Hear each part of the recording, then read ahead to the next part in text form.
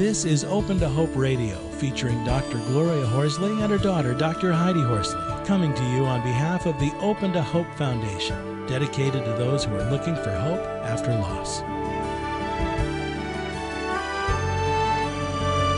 Now, here's Dr. Gloria. Welcome to Grief Relief. I'm your host, Dr. Gloria Horsley. I have a great guest today, and it's going to be very interesting. It's Elizabeth Heineman. And Elizabeth is a professor at the University of Iowa, where she teaches courses on gender and sexuality, European and German history, and the history of human rights. You know, I'd like to start at the beginning of your baby Thor. You found out you were pregnant. Were you excited? Was it planned? Had you had other children? It was a planned pregnancy, very much wanted. I had an older child who at the time was actually already 16 from a previous relationship. With a woman. She and I, in the meantime, had broken up, were very congenial, and then I got into a new relationship with my current partner, who's still with me, Glenn. He and I decided that we wanted to try again. I'd always wanted another child. He didn't have any children, had always wanted children. So even though I already had a 16-year-old, we decided to give it a try, and I got pregnant. Well, that must have been very exciting. Do you remember the moment when you celebrated? Absolutely, absolutely. We were just thrilled. We were thrilled. So at what point did you decide that did you do a home birth with your daughter? With my older son, yes. I did have a home birth in Berlin, Germany. And they were basically in much of Europe, certainly Northern Europe, midwifery, out-of-hospital midwifery is much more integrated into the maternal health care system. So I had had that experience with my older child already. Then we decided in experience, I wanted to do it again with my second child. Mm-hmm. And so you had a good experience with the first child, obviously, or you wouldn't have done it with the second. That's right. No complications whatsoever. Very simple. Thor was full term? Thor was full term. What happened is I established a relationship with a certified nurse midwife. My pregnancy was a low-risk pregnancy, so this was kind of gold standard, planned home birth with a certified nurse midwife with a low-risk pregnancy. She had a couple of decades experience, had never had a bad outcome. So we went ahead and we made plans. I had also seen the midwives in the hospital, and they'd given their blessing to have this as a out-of-hospital birth because it was a low-risk birth. In my case, what happened is I was post-date. We were doing non-stress tests every other day. It was clear that the baby was healthy. Oxygen was still good, plenty of amniotic fluid. But then there was a sudden placental abruption, and the baby was stillborn. Sudden placental abruption means that the baby gets no more oxygen from one moment to the next. And at that point, it's hard to do anything. We had the stillbirth, in my home. As soon as the baby was there, it was possible then to call the ambulance. Things really happened too quickly.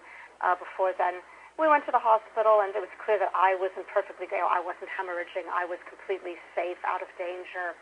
But it was a stillbirth, and it was, of course, quite crushing. Not at all what we'd expect. In this case, it just didn't work out. Yeah. The difficulty then is that, of course, I think all mothers who experience stillbirth ask themselves whether something might have gone differently, and they sometimes beat up on themselves a little bit. Maybe I should have stopped picking up my toddler. Maybe I should have drunk wine before I even knew I was pregnant. Sometimes you have questions about the doctors in the hospital. I went to my last prenatal checkup, and I reported decreased fetal movement, but the doctor said, well, just go home and monitor and let me know the next day. And then, you wonder whether maybe the doctor should have been a little more proactive. In my case, of course, what I did have to ask myself is whether things might have gone differently had it not been a home birth. And it turns out to be a very complicated question. People often sort of think of this as kind of a black and white issue, home birth versus hospital birth. But, of course, there's a whole range of things that happen in both settings. And when you're looking at any particular case, whether it's hospital or home birth, what you really need to know is, well, what exactly happened in this case? Right. Were there particular points along the way where intervention might have been possible, or was there not? So the question really came down much more to my particular case than to the question of hospital birth versus home birth. Mm-hmm. Having said that, of course, one thing that does happen, when you have a stillbirth in that kind of situation, many other people do make a lot of assumptions. How do people react to that when they hear that you had a stillbirth at home? Well, of course, most of my friends and family, what they were concerned was with the tragedy of it all and the sadness, and they had looked forward to this baby too, and they knew that Glenn and I were grieving, and people had, of course, simply enormous empathy. And many of the people who are my closest friends, have a somewhat deeper knowledge of home births. They know that basically the overwhelming majority of births in both settings go fine. That a full stillbirth really is a rare exception. It's not as rare as we tend to think it is, but nevertheless, the overwhelming majority of births in both settings are fine. But what does happen is once you get outside that narrow circle of friends and family, there are people sort of out there in the wider world who can sometimes, clearly cast judgments. Sometimes people will say insensitive things. I made the wrong choice, that sort of thing. We'll have questions about the midwife's role in all of this. And of course, again, we have to ask the same question in a hospital birth. Was it possible that the doctor made a judgment call that wasn't the right judgment call? But people do tend to, home birth in this country is a very passionate subject. So people do tend to sometimes get very heated in their evaluation of what must have gone wrong when something does go wrong. Well, talk about writing your book and the role of writing your book. How did that help you? Well, what happened is basically the morning after I came home from the hospital, I just started writing. I've never been one to keep a journal, but suddenly it just felt very necessary to write a lot. And I wanted to not just journal, but really spend a lot of time with this project. And I think in some way, I was supposed to be mothering a newborn. And mothering a newborn is a very intense experience, and this child kind of takes over your life in a way. And I wanted this child to be with me. And writing this book was a way to keep him with me, to make him a presence in my life, and in a sense to give him some shape and some reality. I couldn't give him, at that point, his own life to live in the way he might choose to live it.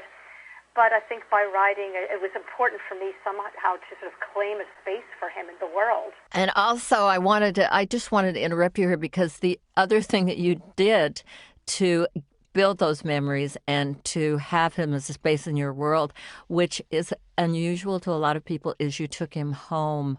For me, that was really the emotional heart of the experience and the emotional heart of the book as well. As you know, once upon a time, even in the hospital, if there was a stillbirth, the nurses whisked the baby away and the mother never got to see it. I was able to see and hold Thor in the hospital and sing to him and that sort of stuff. Tell me something about Thor. How big was he? Did he have hair? Some babies are born with a lot of hair, some aren't. What did he look like? Well, Thor was a pretty chunky kid. He was about, I think, 8 pounds 9 ounces. He was full term, so he was full size. He had very fair, thin, light hair. So he wasn't one of these full head of hair babies. And otherwise, he looked like a full-term baby. He was completely formed. Completely formed. When I got him in the hospital, they had tried to resuscitate him, and because there was going to be, an autopsy, an investigation. The intubation tube was still in him. They couldn't change anything about him, and they let me know that ahead of time. They said, we're going to bring him to you if you want, but you do need to know that there will be an intubation tube. And I said, that's fine. He was still bloody, with meconium on him. He had not squashed. Again, they had to let that wait, and that was fine for me. I wanted to hold him in whatever condition he was in. So it was he was, of course, still warm. And that was very important for me. The next day we went to the funeral home, and I learned from we were talking about arrangements, about burial versus cremation and timing and the service and all these kinds of things that we didn't want to have to think about, but we did. And then along the way, the funeral director, who in my mind is in many ways the hero of this book, said, you can come visit him anytime you want. And I didn't know that. And then he said, you can take him home, for heaven's sake. And I said, really? And I had no idea. And in the meantime, I've learned about the home funeral movement. And I'm a big fan. You know, we all think about old movies we've seen where the body lies in state in the living room and people come and they talk to it and they hold its hand. So there's a way of saying goodbye in a very intimate way that enables. Nowadays, it's not the norm anymore, but in most states, this is regulated state by state. In most states, it's legal. For me, it was a very meaningful thing to be able to bring Thor home. Thor had spent time in the hospital. He'd been handled by the doctors that performed the autopsy. He'd been in the funeral home and handled by the people there. I wanted to have him in his home. I wanted him to be able to inhabit his home, and I wanted to inhabit home with him. So we brought him home. We carried him from room to room. We showed him around. We had him on the sofa and read to him.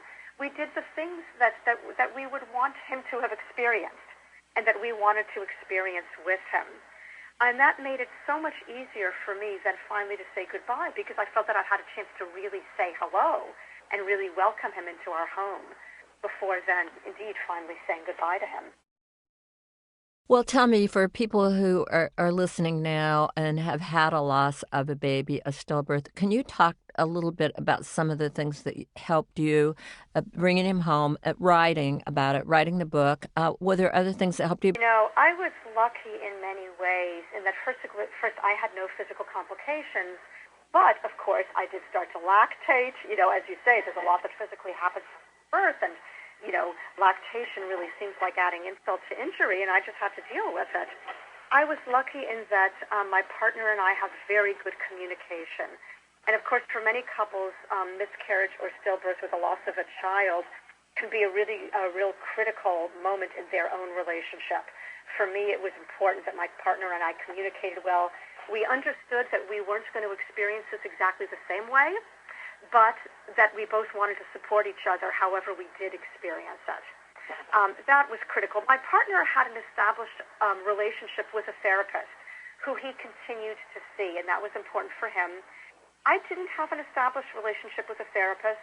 A couple of times I visited a therapist and discovered really that the therapists were very sympathetic, were offered a great deal of help, but it was clear to them and to me that what mattered most for me really was the writing.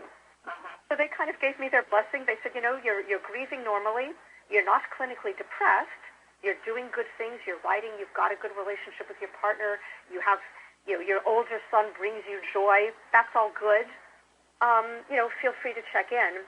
Yeah, let me interrupt you. I really like this therapist because to tell you that it's normal, you're making plans, you're thinking about the future, you know, those are the things we're looking for when people are, you know, not functioning well. If you're doing your daily living things, grief's a normal response. That's right.